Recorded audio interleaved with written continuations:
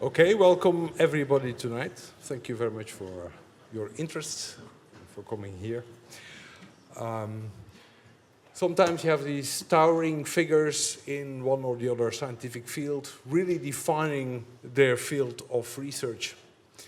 They also have heroes of our time who create a company basically from scratch and generate thousands of high-profile jobs.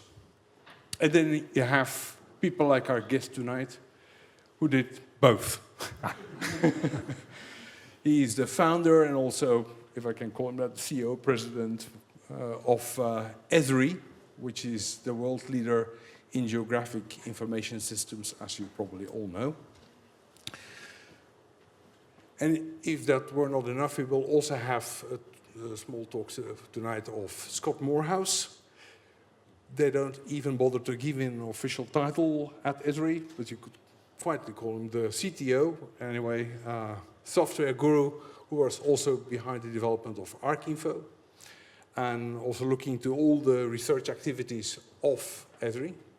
And we have also Pascal Muller, who is leading the lab here in Zurich, which is quickly growing, one has to say. So without much further ado, I give now the floor to Jack Dangermond. Okay, thank you. Thank you, Luc. Thank you.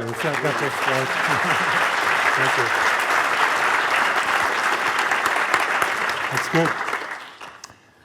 What would you like me to talk about? Well, it's been about 30 years since I was here. How many years ago? 92, 82, 30 some years. So I'm a little frightened, intimidated. You guys are very smart. I appreciate that. I saw today exposed some just amazing research and activities that you're doing, both on the applied side and also in core research and engineering. It's remarkable. How many of you are students here? And then how many faculty? And then how many users of Esri technology? Jeez, no, now I'm really intimidated. Well, I have a purpose, and I'll go pretty quickly through this purpose. It's to familiarize you or refamiliarize you with Esri very shortly, then go through some of the work that our colleagues and our users are doing around the world in the area of urban planning, urban infrastructure management, then give you a sense of what we're doing on the research and development parts of the company with respect to our core GIS platform. But then I want to show you, for the first time we've ever talked about it publicly, is a development effort that's hinged here in Zurich, which is to move beyond geographic information systems, which I would characterize as descriptive modeling of the digital landscape or urban environments, to a platform for planning, or geodesign as it's sometimes called, or planning, designing, and sketching. My background was originally landscape architecture and urban planning. And I got into computers and got lost. And one way to think of this work that we're going to share today is getting back to the idea of creating the future at many different scales. And GIS has certainly contributed to that, but in the design planning area, it's not gone far enough. And so we want to expose to you both the theory and concepts of what we're planning to do for the rest of our lives. Wouldn't you say that, Scott?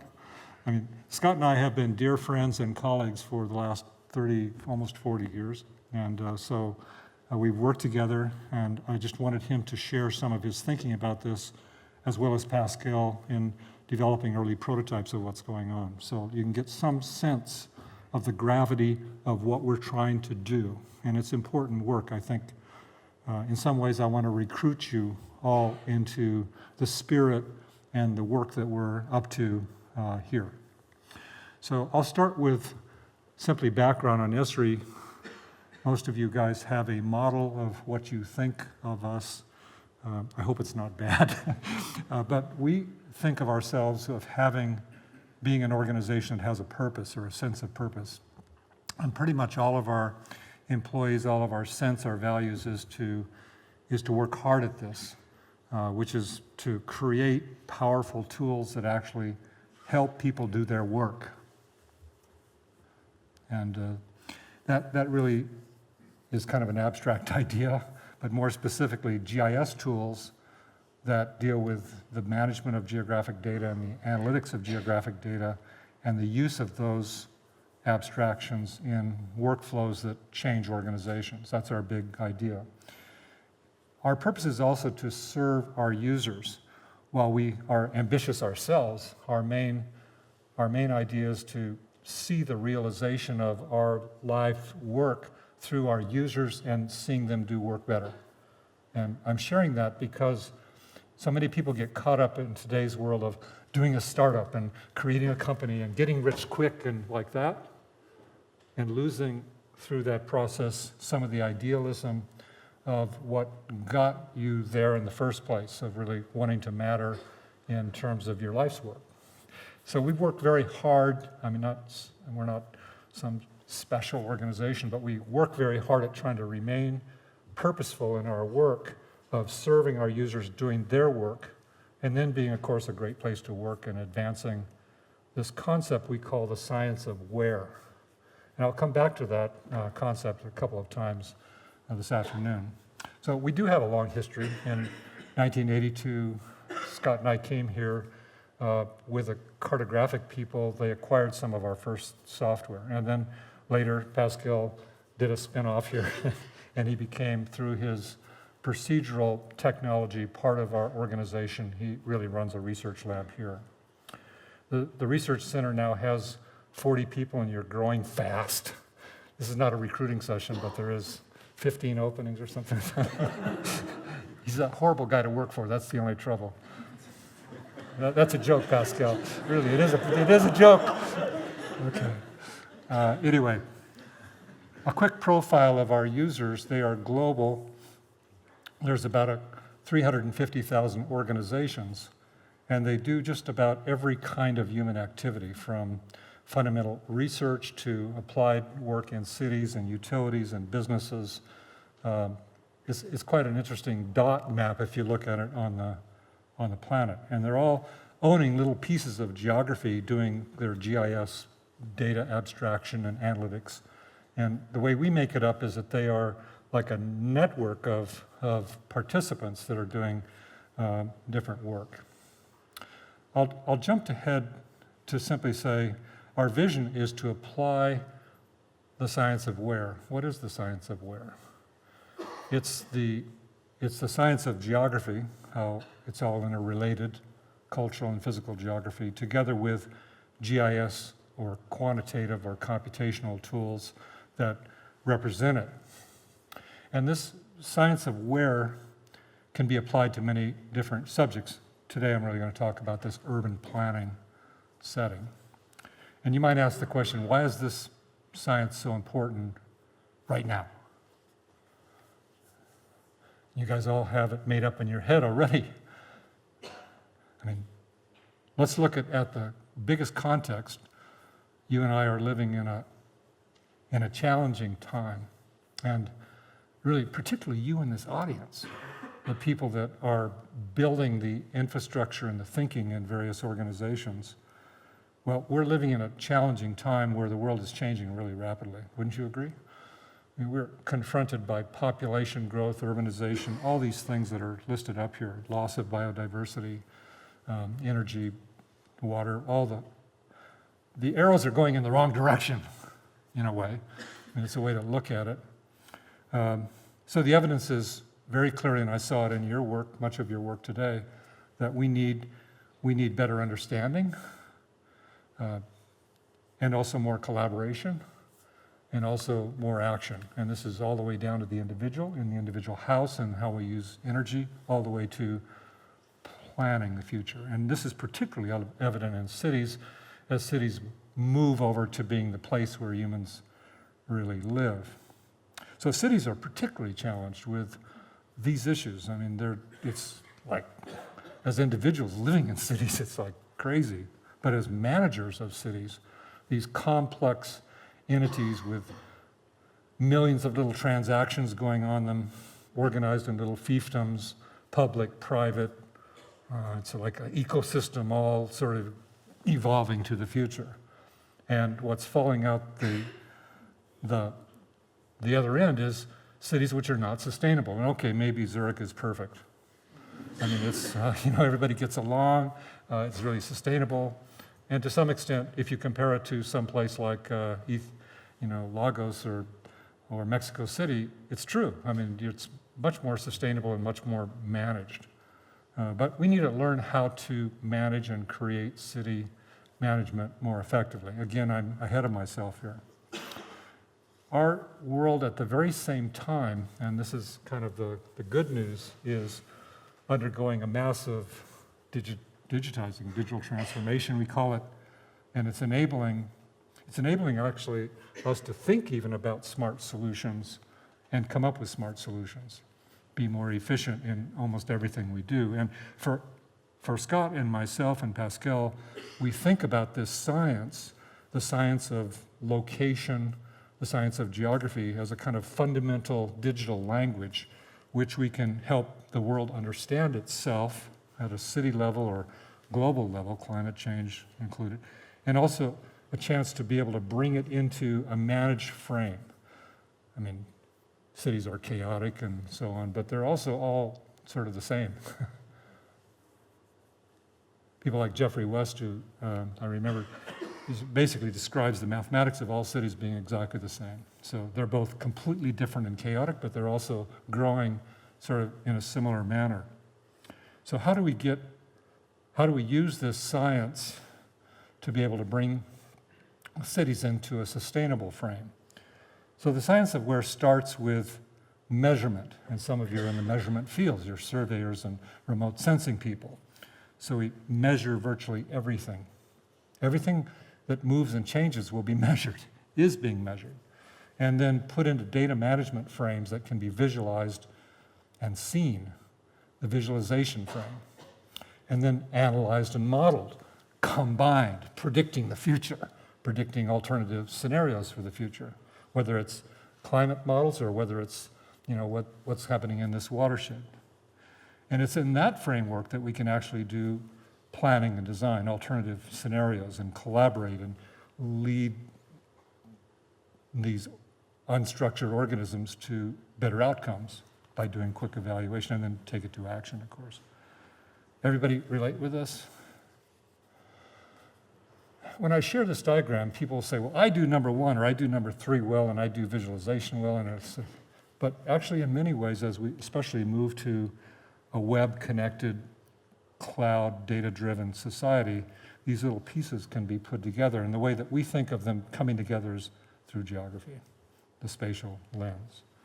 So the science of where is addressing many challenges now in sort of small, silent ways, quietly in different locations, from understanding climate change and issues like drought to micro-geographies like noise pollution here in Zurich, from predicting flood, climate change impacts to modeling biodiversity and what we should do about it. It's being used in urban planning, something I'll return to, in urban design, in simulating visualizations for alternative futures, managing the zoning framework or the land use plan frameworks, and so on, at lots of scales.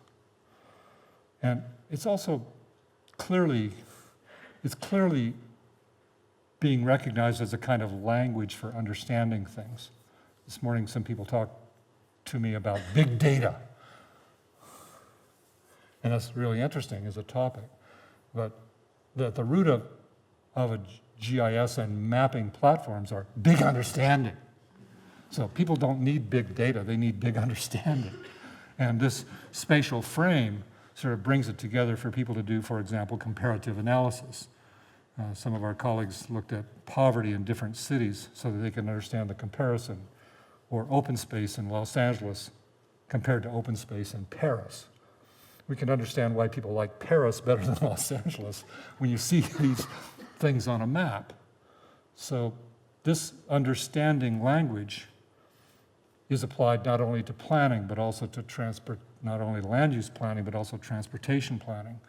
And it's not just designing a future, it's also optimizing what we've got. These two lower right-hand corner examples are, in one case, UPS, the transportation company, they deliver packages. They do that here in Switzerland, yeah. And FedEx, they're also one of our users. Last year, UPS saved $400 million using GIS as a framework for optimizing all of their trucks. And as a result, they saved 15% fuel consumption, 15% blah, blah, blah, less air pollution.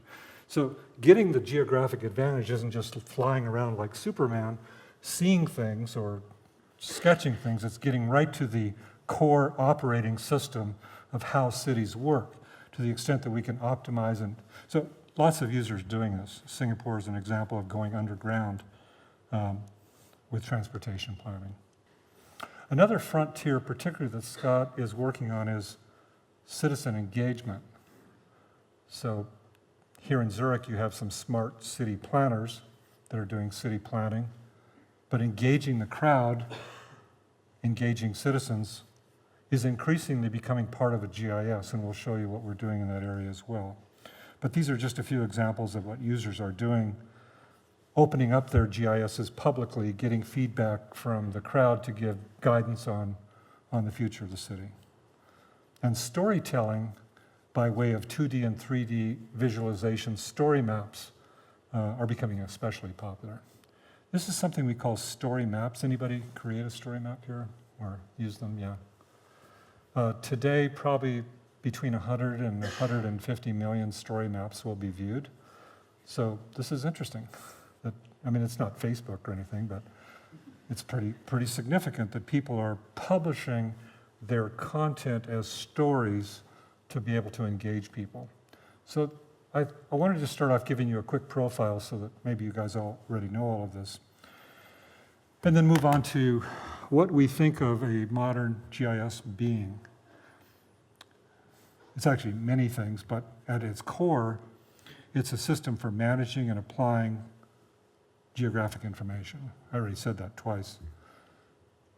At its core, it is a system that manages the record keeping of geography, like cadastral or pipes or water or roads, call it a system of record. And second, it's a system of insights. This is really analytics, modeling.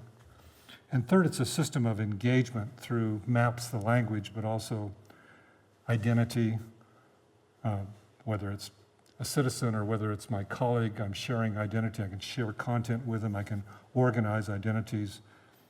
In some ways, these are often organized as separate systems.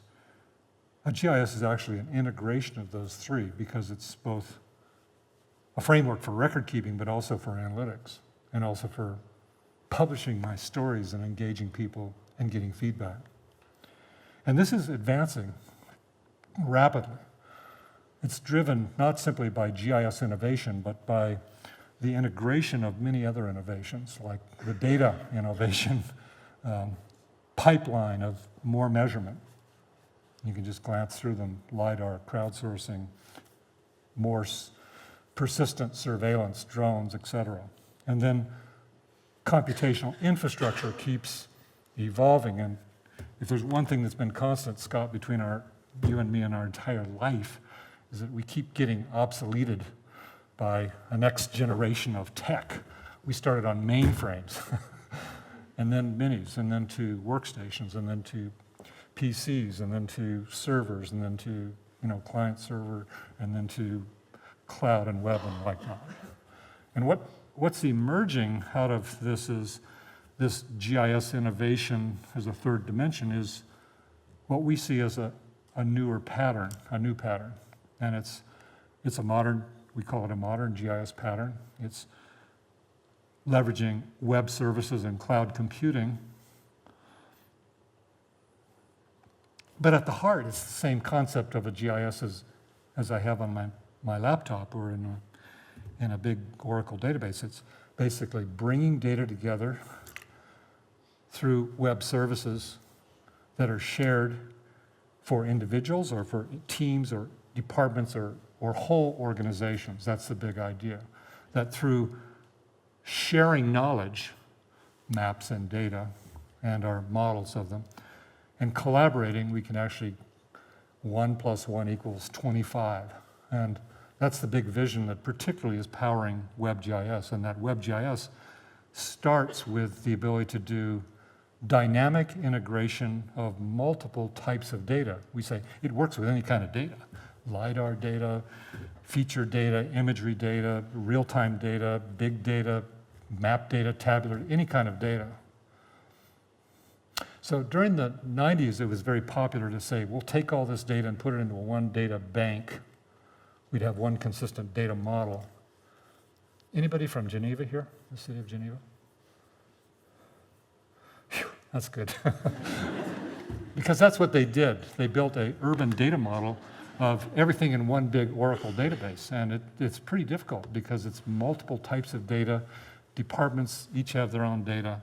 And it is just an engineering feat, but difficult from a operational perspective to centralize all the data. This is a different model. I call that out because this is a different model. This is a federated model. You leave the data where it's at, and you dynamically view it for mashing up visually or analytically on the fly. And that allows us to accommodate 3D data as a type, all different types of 3D, without trying to convert it all into one model. Point clouds, CAD drawings, LiDAR, GIS extruded data, doesn't really matter. And it allows us to visualize these in cool apps. And Pascal's going to show some of his work with the JavaScript 3D tools that are about smart mapping in a web environment like this. It also allows us to integrate in dynamic data like real-time data because I don't have to cache it, although you can.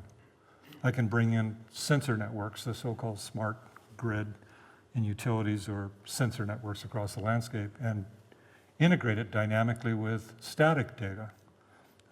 And I can integrate, likewise, imagery data from old stuff like Landsat, new stuff like Sentinel, small sats, drone imagery. I can dynamically bring it in. And dynamically process the imagery rather than run it through a shoebox process of static creation of imagery. That means that as we create persistent surveillance with different kinds of systems, we can dynamically view the data and also analyze the data, look at NDVI every few hours rather than run it through a massive machine for the entire globe to do it. It also means that by normalizing data through the power of REST services, or these things we call web maps and web layers, I can have a simple approach for building apps that run on anything.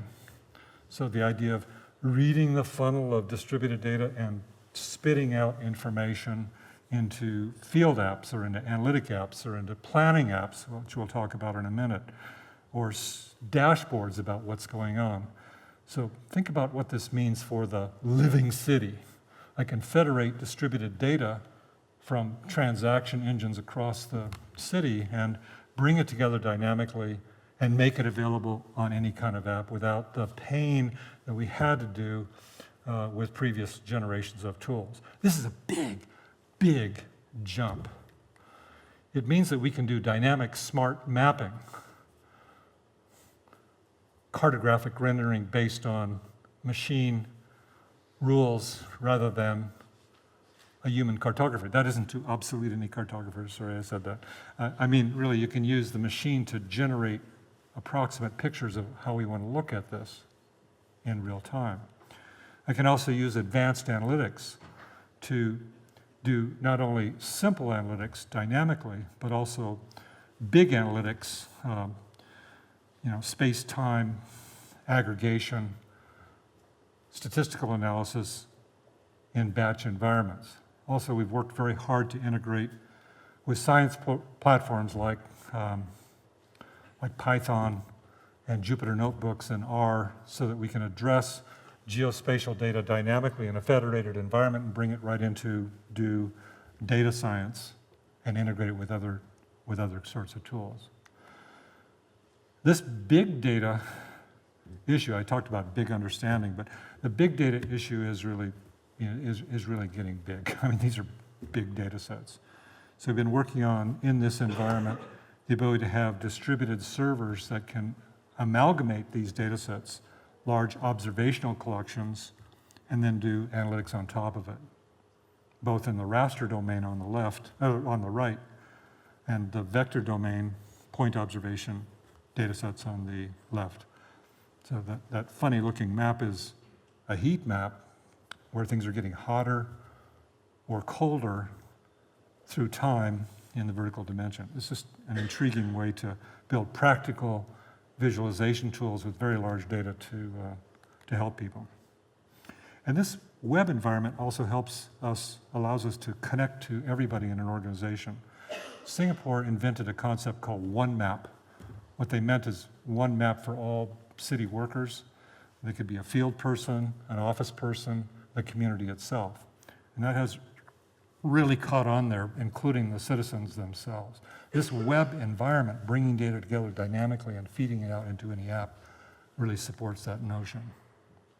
Well, I'm just going to bring things together for a minute here. This web GIS pattern, we're kind of excited about it. And it's also, in addition to all these other interesting characteristics, it's a platform for planning, or sometimes we refer to it as geo-planning or geo-design, the concept of linking GIS-based science with the whole intuitive design process, where I can look at quick alternatives, scenarios, evaluate the consequences of those, visualize them, and disseminate those results.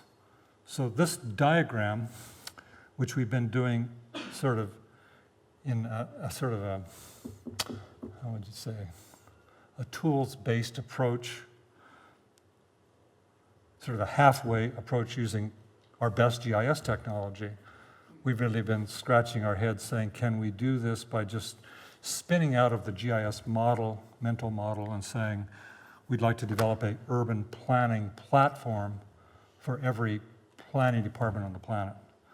So that with the same kind of practical tools that we did with GIS, can we support the full urban development process? And that's what we're playing with. So Scott, you want to come up and talk a little bit about some of the core concepts here? You can use this. So, hello. So we're kind of making, in the case of this work, we're really looking to apply some of the same principles that we applied to GIS to this notion of an urban system. So with the GIS, we wanted to create a sustainable software system that could be used by normal people to do many kinds of work. And in the urban planning system, the notion is to apply the same principles. How can we build a system concept which directly serves the concepts and workflows that revolve around the process of urban development? So if we look at the process of urban development, that really involves a number of different elements. It involves the kind of core geospatial foundation of terrain, the aerial survey of the city as it exists now with three-dimensional mapping, and then the superimposition on top of that of the actual livable areas or working areas in the city. And then on top of that, the various plans and rules that are created for the growth and evolution of the city. And then on top of that are the actual transactions against the urban fabric, namely the new real estate developments, the redevelopments, the permits, the changes. And if you look at how an urbanized area actually grows and evolves, it's a combination of all these things. They're constrained by the environment and the terrain and the availability of sun and wind and power. It's creating a set of spaces that people live in and have economic activity in. And we control that through regulation, through planning, through zoning, through permitting. But at the end of the day, the way a city turns out is the result of thousands of individual decisions made by people who own property, people wanting to build development, that needs to be coordinated and looked at all together.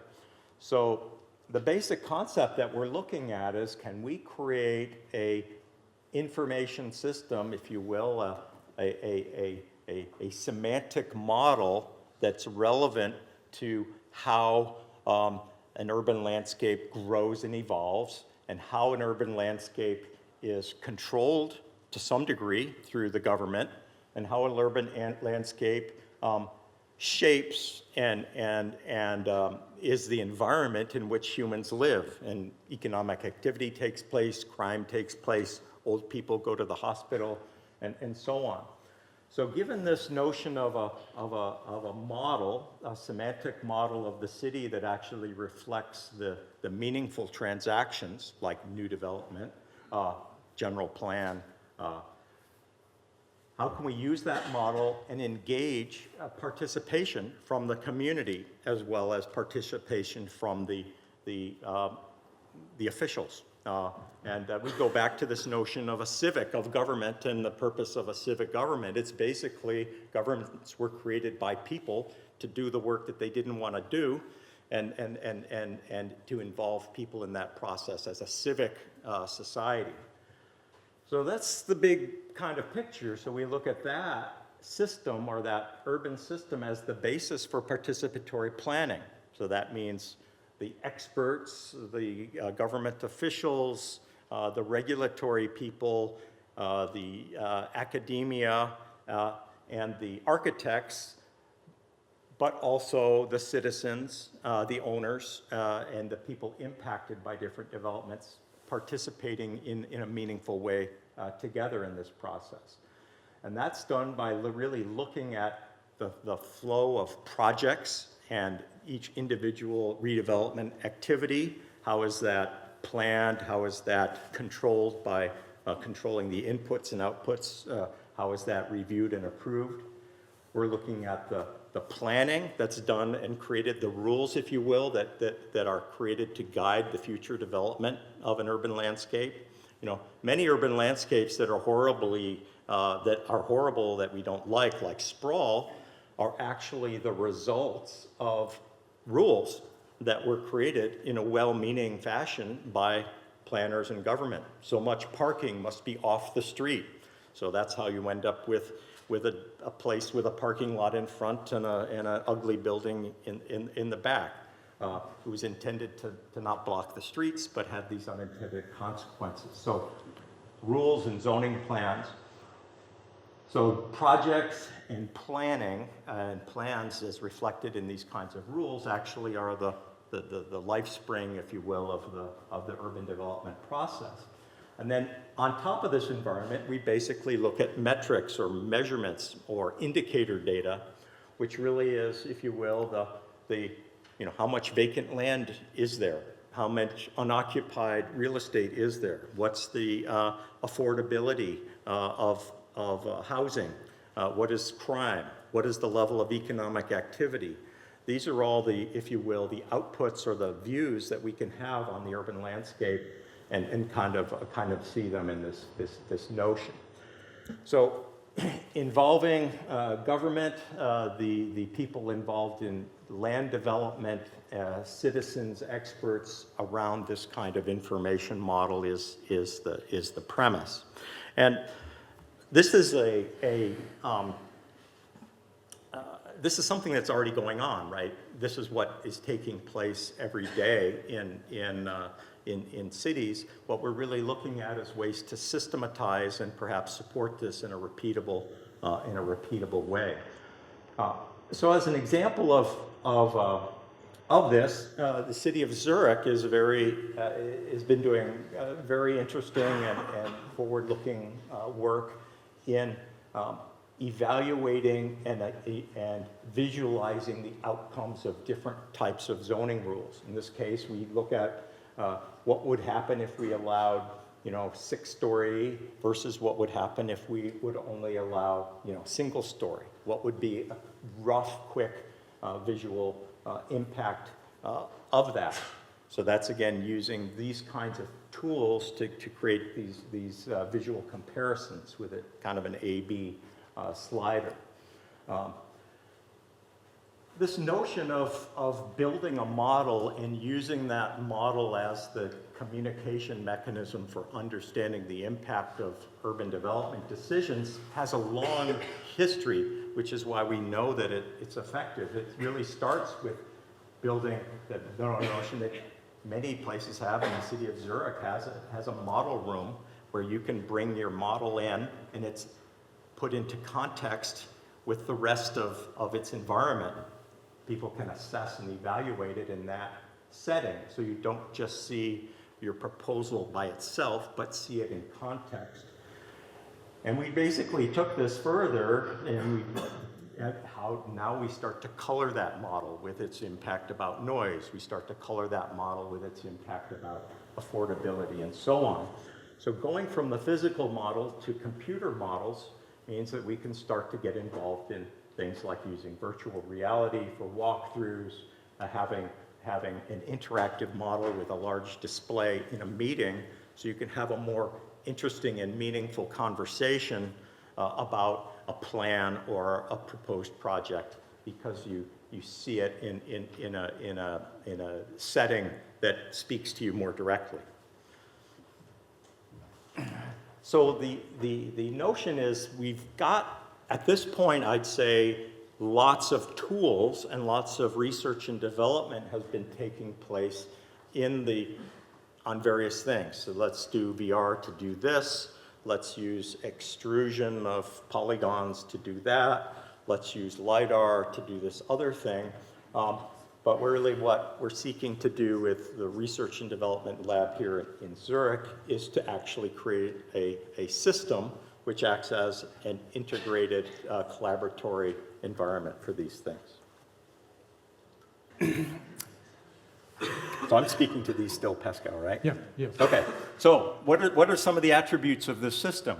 Well, one part, a very simple part, is just a dashboard or an environment where we can actually see all of the proposed projects that are in the backlog for redeveloping a city. When someone wishes to propose a new building or a new use for a building, how does that project appear in an accounting system? For example, I don't know if any of you, who's been to Seattle recently? Seattle is rapidly going through a huge transformation from a city of smaller homes to a city of 6-story condominiums.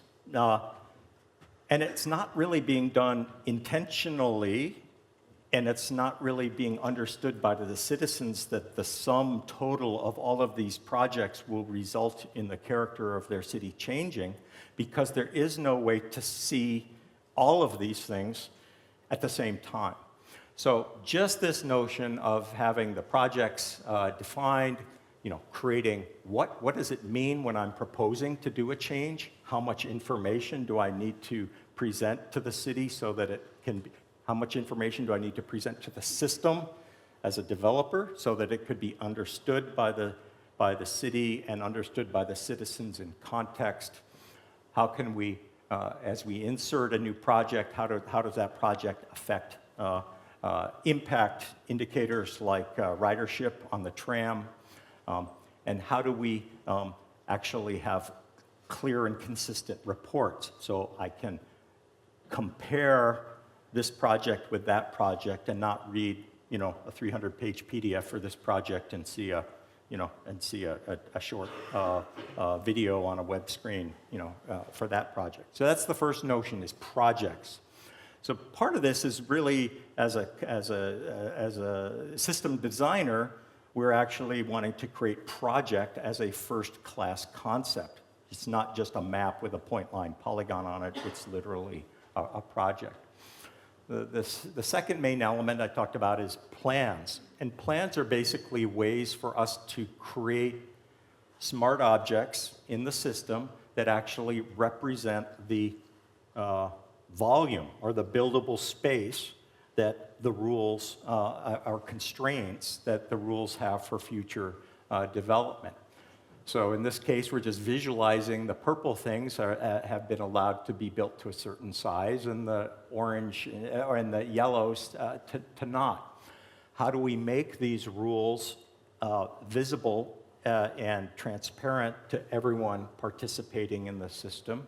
And how do we use create an environment where planners can quickly define and assess the impact of these different rules, and where people that own property or are involved in the neighborhood can see the implications for their area. It's not just the visual massing implications, but it's also the implications like how much more power, how many more citizens, how many more jobs, and so on, if we built it to the maximum allowed by the rules, or if 80% of the parcels were built to the maximum allowed rules. So again, this is like within our system, we want to actually literally say that this is what zoning means, this is what a plan means, rather than leaving it as an exercise to the user of the GIS to figure out how to apply GIS in that area. So in addition to these kind of areas, there's the fact that each development that takes place within a city goes through this site development process, and that basically starts with getting the constraints about a site from the zoning rules, and then applying a lot of pre-planning and conceptual design to look at different outcomes. In this case, we're looking at procedural, just quickly generating different building footprints using procedural rules, but are also looking to actually create sketch tools where you can build conceptual models of a site development that fit these constraints that plug into this system concept in a unified way. And Pascal, I think, will show a little bit more of this. So these three concepts, if you will, of a model that has plans, it has projects, it has sites, and it involves as a participatory nature is really what we're after. Okay, I'll turn it over to Pascal. Thanks.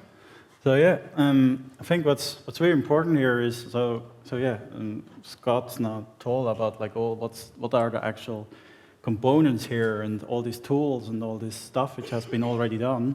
But what we are kind of forgetting a bit is like actually what we are building here is we need to design our cities.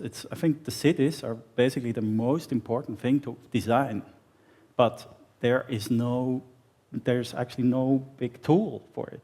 So imagine that. Like we have tools for creating cars, for creating buildings, but not for cities, and that's the biggest thing which we do.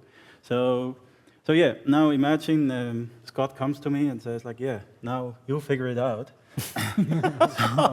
So we had lots of debates, etc. And what I'm going to present now is basically kind of like our first shot at this. This is very fresh stuff, but kind of shows a bit, it's more like a conceptual view of it. Like we saw all and it's really based on like our work we do with cities. So for example, the City of Zurich is really doing an amazing job, and they give us feedback, and then we work with City of Dubai or City of Singapore and all these cities, and kind of trying to put all these things together into an actual holistic tool to access that data. So what you see here is an old movie. So what you see here is basically the first overview of the system, and you see on the left side you see the plans and projects. And let me quickly pause here. So let's go back here. So you see here on the left side the the plans and projects which which Scott referred to, and on the map there's the zoning plan of the City of Zurich. Then all these red things, these are now basically fictitious, imaginary plans. So this is not real data. We are using real data, but we don't not show that in public yet. So don't be scared. We don't do skyscrapers at the Käferberg or something. It's really just for testing the system.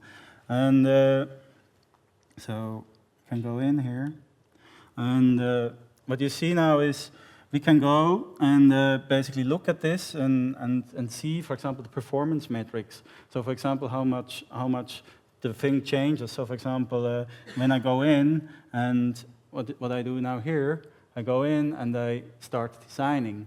And now what you see here, that's the actual zoning plan of a city.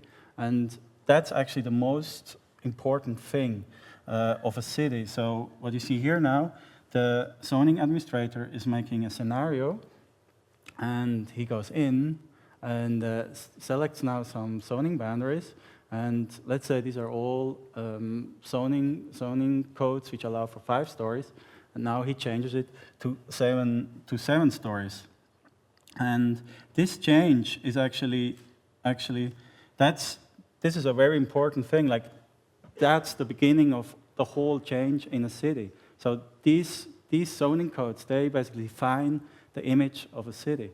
So imagine how important it is to be able to visualize and manage these things in a good way. And it's really crazy that there are no out-of-the-box solutions for these things. So it means people, everybody's having some solutions on how he manages this.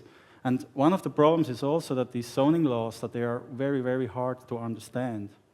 So there is, so you see now here the zoning laws, just very simplified, visualized. So here you see the data of Zurich, and again, pause.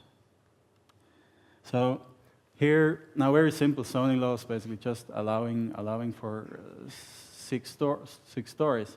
But typically these are big books and PDFs which describe like how much setback you can do, how much step backs and sky planes, and very, very complicated. I think the most famous zoning code is the one from Manhattan.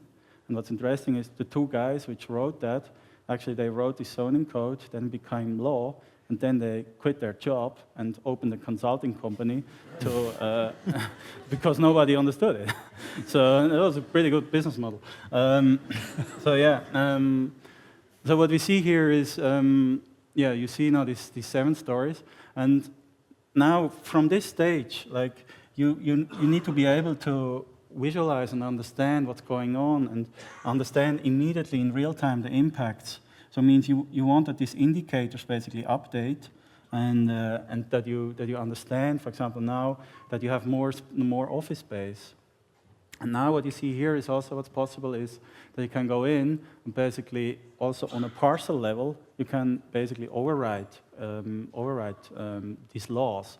So there are these things, when, for example, for cultural heritage reasons, or it could be that there is that there is some special law applying for this parcel, or then there is more this like what you have in Manhattan, for example, when Trump bought the air rights of the neighboring parcel so that he can build a higher skyscraper. So that's happening a lot, especially in New York City. You see all these very, very lean, high skyscrapers. They are basically buying air rights together, and so there are many, many exceptions to these things, and they kind of need to be managed somehow.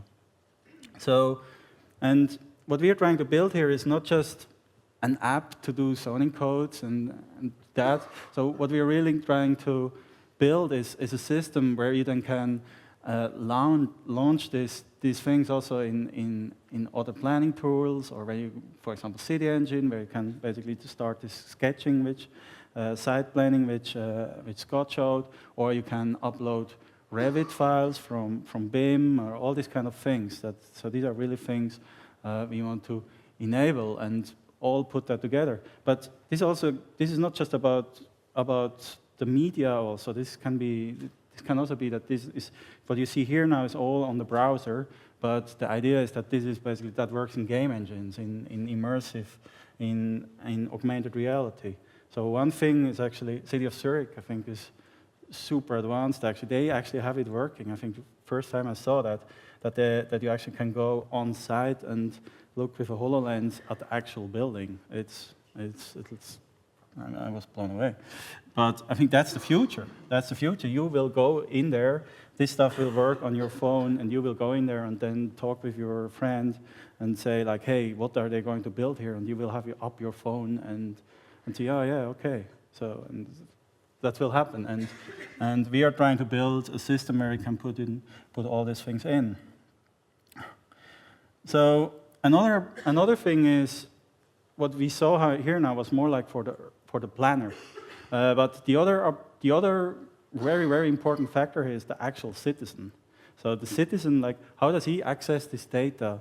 How can he participate in this approach, also in this system? And you see here City of Dubai. So that's another prototype we're working on. And what's interesting here is you can go into this. So they're building the stadium here, and you can comment on it and post it on Facebook. So there are really these kind of things possible. So with the idea that there is really happening a debate, so that the digital tools allow you to have a debate about what's going on in your city. And that doesn't have to be just commenting. That can also be participatory design tools where you can go sketch what you actually would like to have. So these kinds of tools is what we want to enable. And then, of course, using the social media stuff where you can just, if you can use Facebook or Instagram or whatever to see what's going on and leave comments there. I think this is something which people love to do. So basically that's what we now start building in Zurich, and I think it's pretty exciting to work on this stuff, and I think it's a pretty big vision, but yes, at some point we have to start. And so I give it back to the big visionary. Thanks. Yeah, thank you, Pascal. So when we look at GIS, going back a few minutes, GIS is in a kind of evolutionary stage. Some of you use desktops and servers, some of you use online. What's evolving is a pattern of collaboration across GISs. So you might say a server would be a GIS in a single department. A web GIS might be a pattern for different departments to begin to collaborate. This pattern is really different cantons or different agencies sharing services dynamically brought together. You get this idea? This is the actual evolution of what's occurring in our field, kind of mapping or geography platforms like a nervous system for Switzerland, geography-based. The idea here is that this kind of open system of sharing and using each other's data will change the way that we organize for things. And I'll get back to the planning thing in just a minute, but I wanted to get through this first. That is that we are typically, and I suppose this is true in Switzerland, stovepipe-oriented, disciplinary-oriented. And that gets us a long ways by having specializations. It occurs across science, it occurs across cities, it occurs across governments of various types. And content like geocontent is that way. Soil people do soils, geology people do geology, planners do land use or zoning. What's occurring with this general pattern of serverizing the data is being able to do what we used to do by putting it all into one data bank, dynamically, virtually bringing it together. That's all background for what Scott and Pascal are really talking about. Because as we build out that infrastructure, what it means is that individuals in their individual work, whether it's creating a BIM model or creating a sketch or doing some science work, can connect to organizational infrastructure And that infrastructure can likewise also connect to communities. The sort of, let's engage the whole community, not just the city planning department. That's a big leap, I suppose, intellectually, but that's going to happen. I already see it happening in cities that we work with around the world. So like the planning, or we're calling it urban project that Scott and Pascal described, we have a similar project called Hub. It's being adopted by a few cities already, but I think we'll see this adopted by cities across the world. What is that? Cities spend a ton of money building GIS data. Those of you from Zurich here, I mean, you're not only spending data now, but the long history of dozens of years of building digital infrastructure and paper maps behind it, lots of money have been spent in cities and in government building databases, right? And it's usually running the government, the people that we hire to run government for us. That's how they use it. But the idea of open data opened up, saying, well, you know, other people can get data, they can play with it, it's interesting, startups can do some kind of business around it. It was a big breakthrough a few years ago. What we're talking about with the hub is that you open up as services, content, to citizens, to startups, to universities, to all sorts of people, where they can begin to mash up dynamically across the web and create things and do things with the data. In other words, the data is ready to use, not, okay, open data, I get open data, now what do I do with it? You know, I actually have dial tone, geography, and geospatial information that I can begin to do my own work with. That's one concept. The second concept is this thing down below, policy-based initiatives. So if a city creates a hub and they serve out their content, that's not enough. Cities want to be able to communicate with citizens around initiatives like trees, or like traffic, or like graffiti, or like open space, or like water pollution, or like noise, or like whatever it is. Cities want to tell the citizens, this is what we're planning to do here, and citizens want to hear that. They want to be told in language like, I'll just use the example of story maps, what's going on. But they also want to be able, what decision makers want is feedback, like, is this okay? Do you accept it? So this kind of collaboration is hard. I mean, I listened to a professor this morning talk about he spent weeks of his life trying to figure out, interact with all the citizens around the new campus. What was it, 15 years ago or something? He just spent tons of time. And he had to listen to literally, he said 3,000 interactions he had to be able to listen. And then he could create kind of acceptance in his homemade way. But what actually wants to be done is inform citizens. What's the story here around an initiative? And also listen to what they think about or get their design parameters or their participation in a project or proposed projects. And then also to monitor what the city is doing back and forth.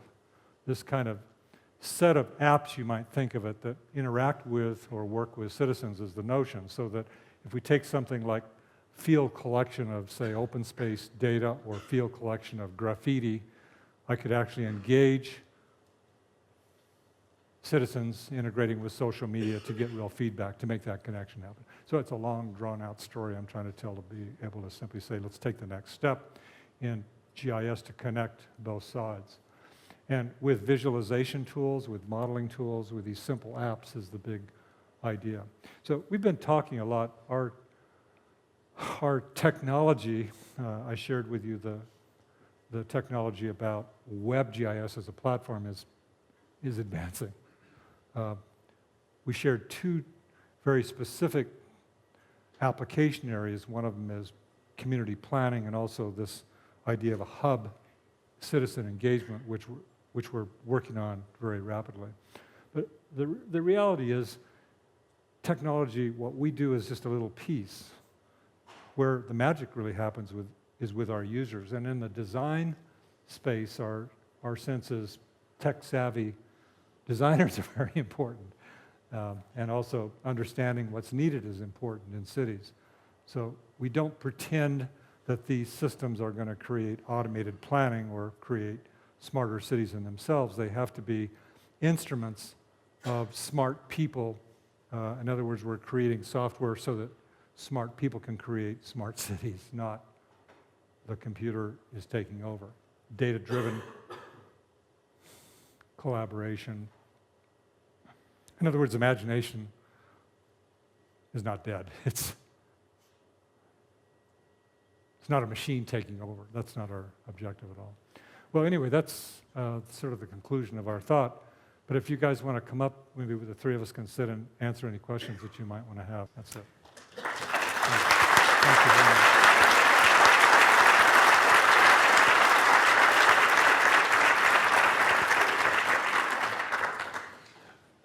So before we let you storm the reception, maybe a Q&A. So if people have questions for our speakers. That's good. Let's go. Not all at once. We've got a microphone.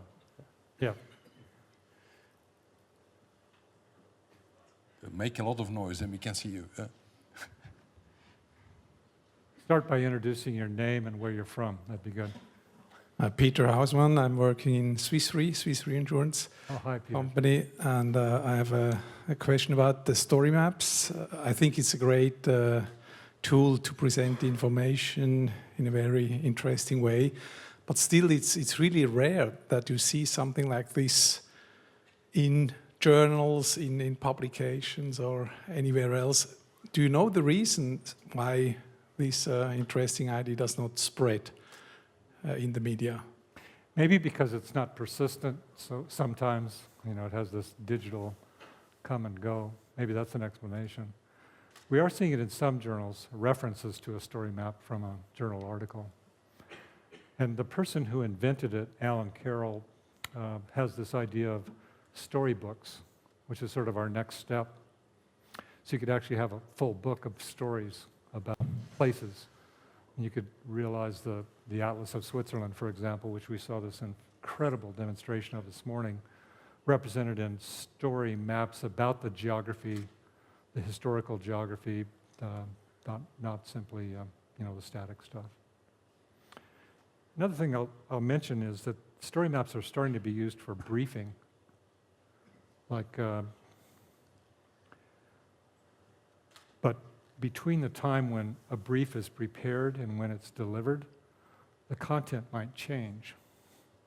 So the story map of, say, the refugee crisis in Europe might be presented in such a way that more refugees came from, say, Libya last night, and the map would change. This idea of it's not persisted has been a topic of some conversation, particularly by the academics. I don't know if that helps you or not. Thank you. My name is David Jonitz. I'm here from ETH, from the Mobility Information Engineering Lab.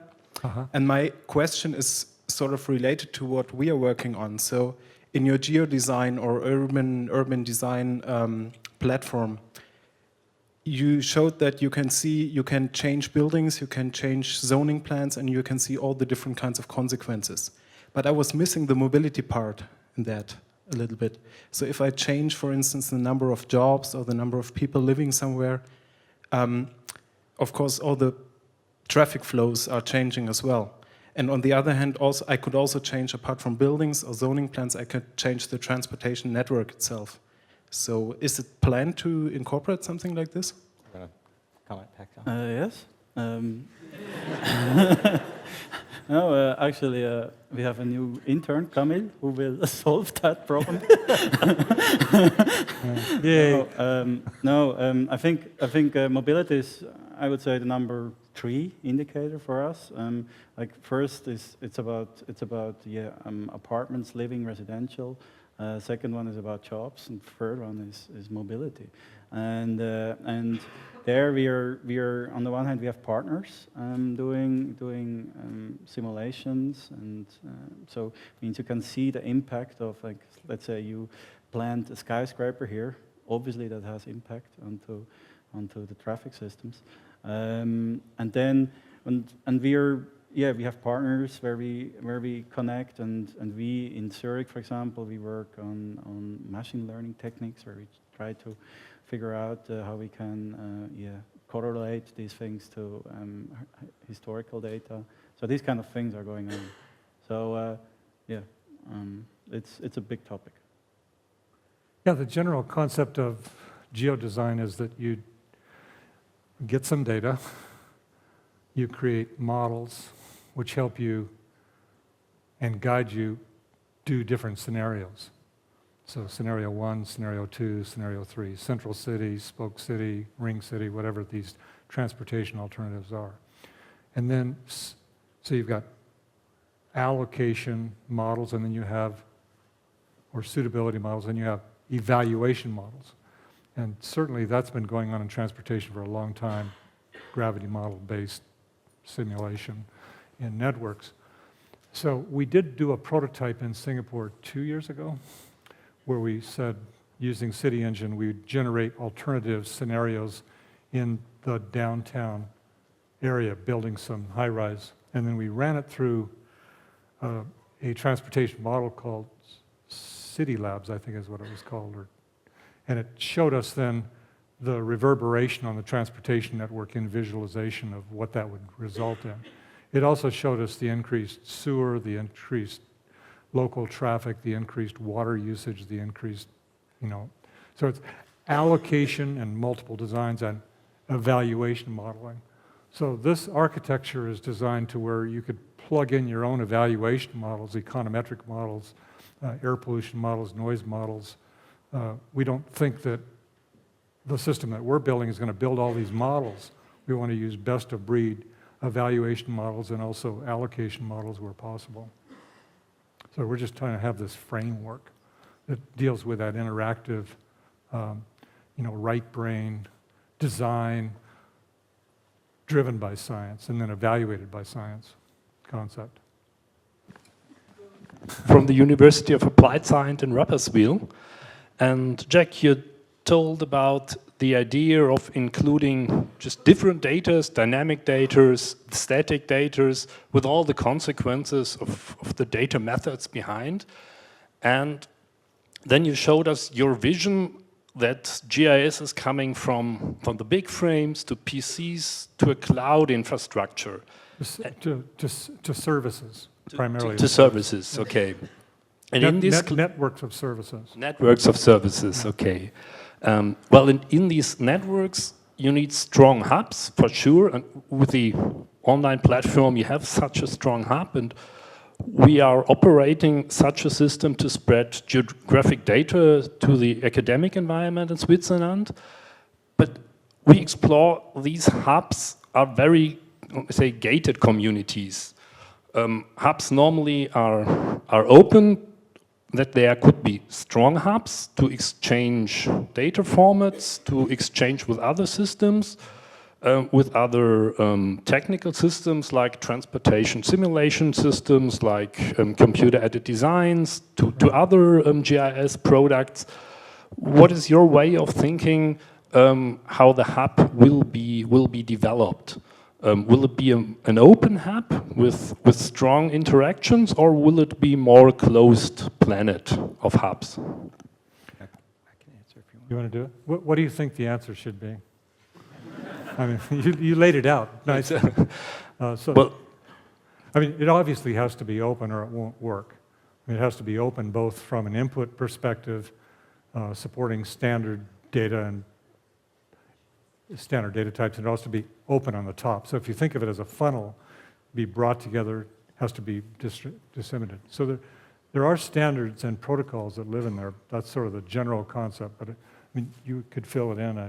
Yeah, I'd say that, we're looking at a couple of approaches for that, and they are complementary. One is kind of dynamic integration of information where it's flowing from the sources as necessary. and the other is a replication or a harvesting model where information is gathered together from slower regional machines, perhaps normalized and reserved from a higher performance infrastructure. So both of these are relevant. They both require common semantic models to understand how to shape data into a common form. But we're basically looking very much at open architectures in the sense of these federations of networked systems, and the appropriate or the best way of flowing that information. So I'll just say, for example, in the case of real-time information, there's a industry architecture for that, which is the Internet of Things. And there are a number of different backbones, basically. Protocols and backbones and systems that are all intended to support the flow of information from sensors through the web infrastructure to the computation. And so that's a very interesting area as well. So that might be how the real-time information flows through a adapted Internet of Things approach, whereas some of the more static information might flow in using other types of And the APIs that make this open have to be multiple, obviously. Sometimes they're wired. Well, we say we have taken the APIs of this and wired it right into our platform so that our platform performs very well with it. But also they're open APIs that'll work with virtually anything. I mean, that's the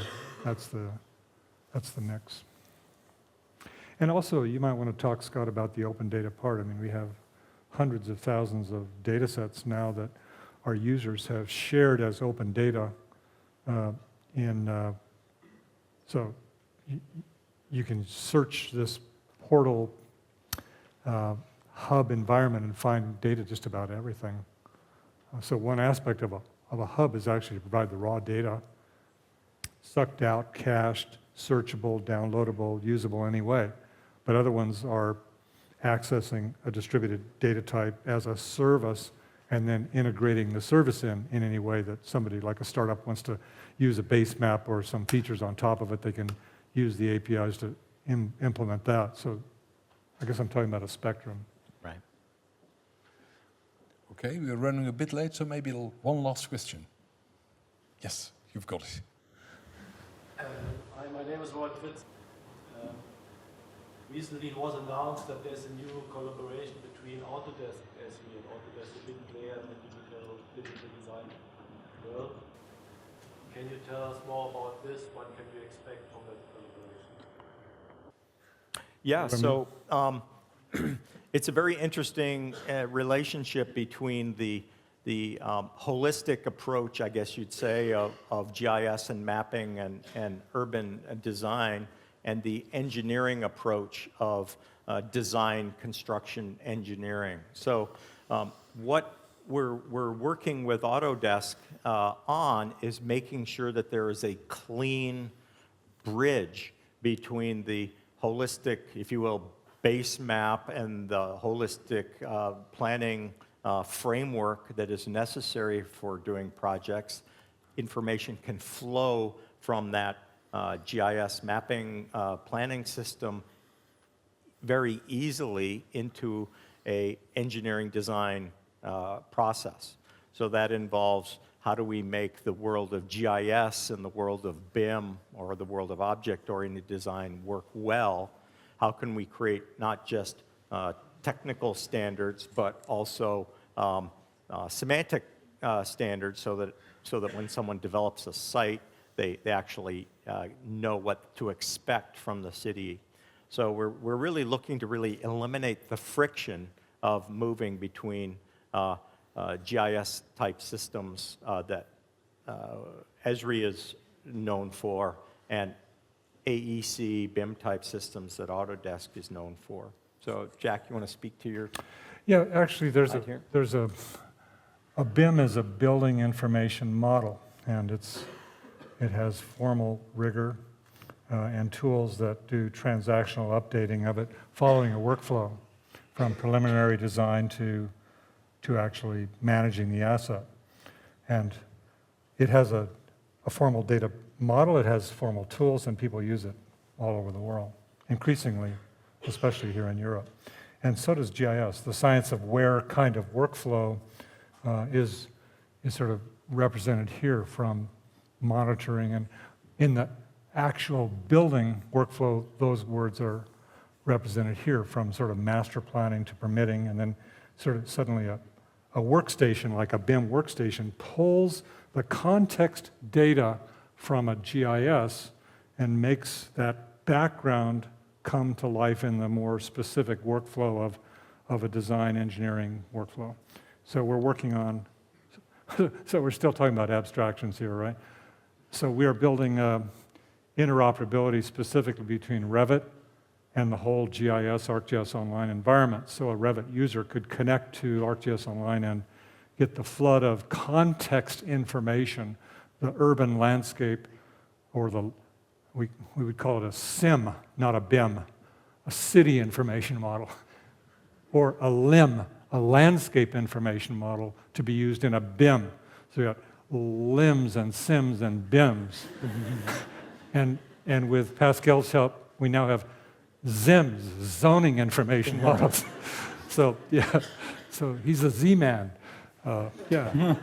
So how do we fold these different digital representations, which each in of themselves are very powerful for certain kinds of workflows, together? That's the big idea.